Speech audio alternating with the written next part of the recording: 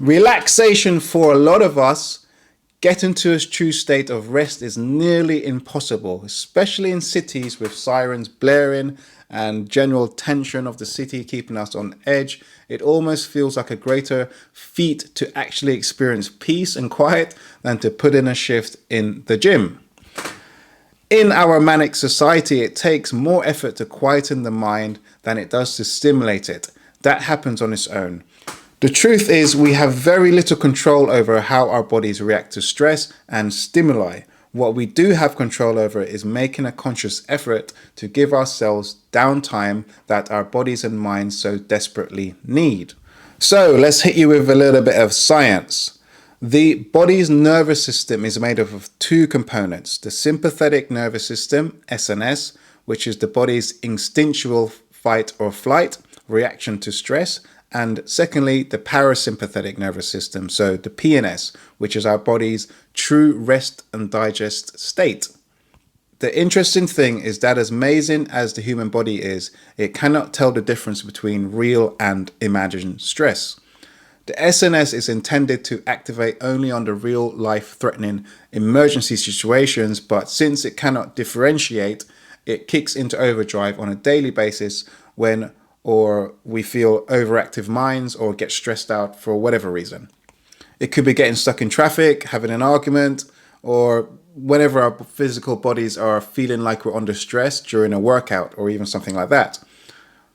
Obviously, it's beneficial to our overall health and well-being to exercise, and while it is key for a long-term happy and healthy life, our body does perceive exercise as a stressor. So it's important to know how to activate the body's natural antidote, the PNS or parasympathetic nervous system.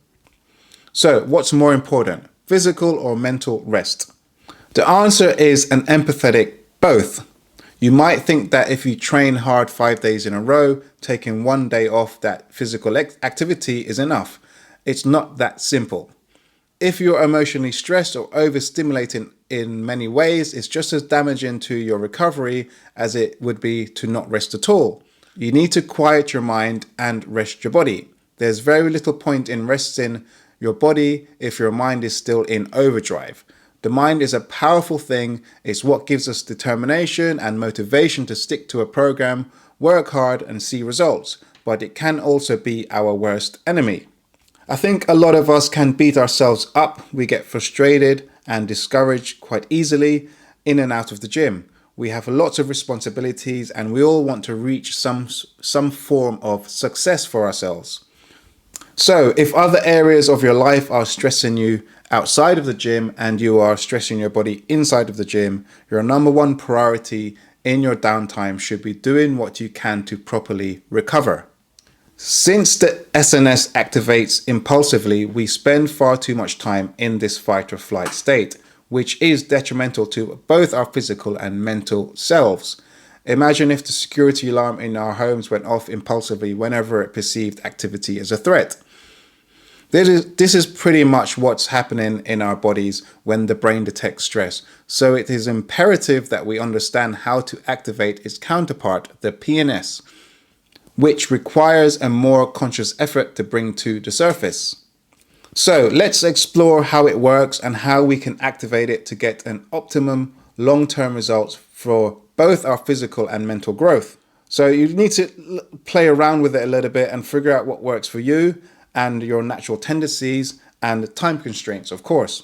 Meditation, being in nature, reading, drawing, listening to music, playing, getting a massage, or simply just more sleep. These are all perfectly good and effective ways to activate the parasympathetic nervous system. Find what works best for you and make it a priority. Meditation is to the mind what a massage is to the body. If you have ever meditated or had a massage, you've experienced the activated PNS in its truest and purest form. Not many of us, however, can easily reach a meditative state, and most of us can't afford a regular professional massages, but don't worry, there are plenty other ways and more realistic and affordable ways to kick in the PNS into gear. Focus on activities that force you to breathe deeply and to control your breath. So things like sauna use and cold showers and ice baths do this very well. Spending some time in green spaces outside is also substantially beneficial. Both your body and mind will thank you for it, and you'll get a lot further and a lot faster. You will then be more inclined and able to push yourself harder in your workouts and be well recovered, but also be mentally rested to go in and train hard again.